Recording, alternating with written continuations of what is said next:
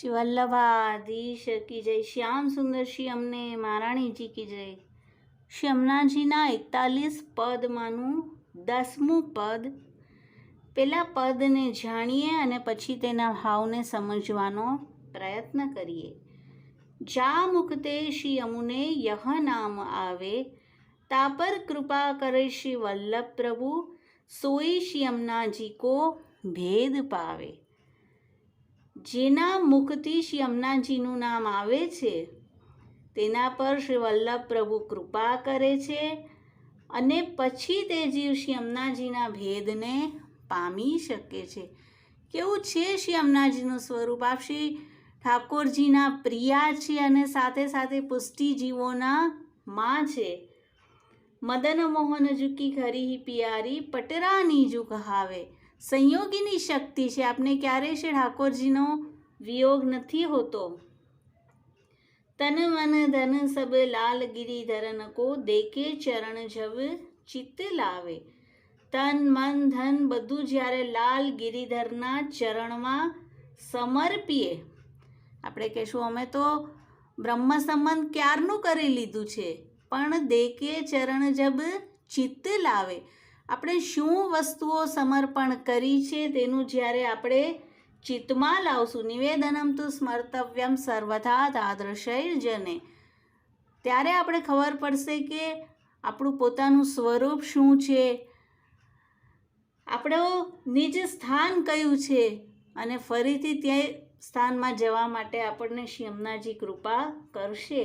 ચિત સ્વામી ગિરિધરણ શ્રી વિઠ્ઠલ, નયનન પ્રગટ લીલા દિખાવે। ચિત સ્વામીજીનું આ પદ છે અને કહે છે કે શ્રી અમનાજી કૃપા કરીને તે જીવને પ્રગટ લીલાના દર્શન કરાવશે।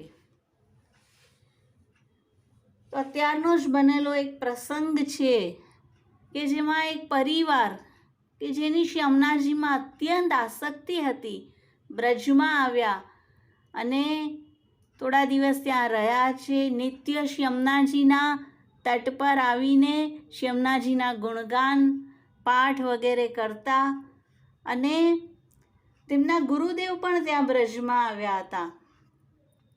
તો તેઓ ગુરુદેવ પાસે ગયા, શ્રી અમનાજીના તટ પર બેસતા અને પછી ગુરુદેવને પણ નિત્ય મળવા જતા, અને જ્યારે છેલ્લે દિવસે જવાનો સમય થયો ત્યારે તેમણે તેમના ઘરના બધા જ ગહેનાની એક પોટલી બનાવીને લાવ્યા હતા અને ગુરુદેવના ચરણમાં તે ભેટ કરી કે શ્રી કૃપાનાથ, બસ આપ આ સ્વીકારો અને હવે અમારો જવાનો સમય થયો છે।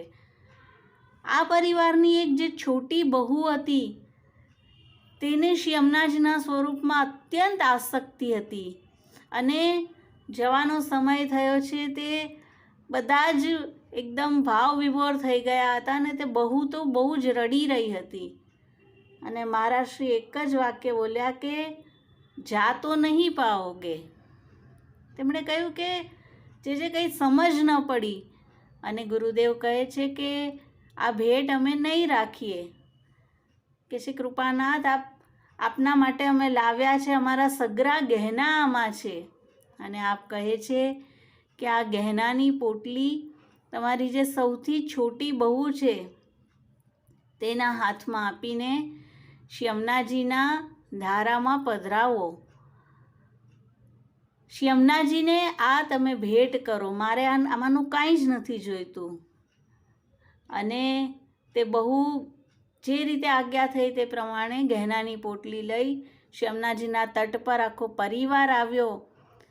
બીજા પણ અનેક વૈષ્ણવો ચોબા ત્યાં હતા અને તે બહુ બસ હવે જવાનું છે શ્રી અમનાજીને છોડીને, તેનાથી સહન નહોતું થતું અને જે રીતે આજ્ઞા થઈ તે પ્રમાણે શ્રી અમનાજીની ભીતર તે પોટલી લઈને જવા લાગી અને હજી તો થોડાક જ ડગ તેણે ભર્યા હશે, શ્રી અમનાજીનું જલ થોડુંક જ આવ્યું અને ત્યાં અચાનક તો તે બહુ અને તેના હસ્તમાં રહેલી પોટલી કંઈ જ ન દેખાયું, બધા જોતા રહી ગયા કે આવું કેવી રીતે થઈ શકે, હમણાં તો અહીંયા હતી અને નથી એવો કોઈ મોટો જલપ્રવાહ થયો અને અચાનક એ ક્યાં જતી રહી.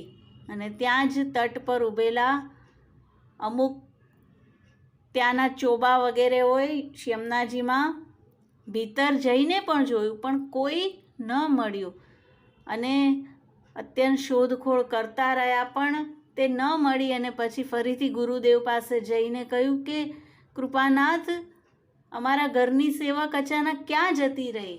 અને આપે કહ્યું કે જ્યાંનો જીવ હતો ત્યાં પહોંચી ગયો. યમુનાજીએ સદેહે તેનો સ્વીકાર કર્યો અને તેના મૂળ સ્થાનને તેને પ્રાપ્ત કરાવ્યું. તો નયન અને પ્રગટ લીલા દિખાવે, બધા જ તટ પર ઊભેલા બધાને જ આવા પ્રગટ લીલાના દર્શન યમુનાજીએ કરાવ્યા અને તે જીવને યમુનાજીએ પોતાના નિજ સ્થાનમાં પ્રાપ્તિ કરાવી.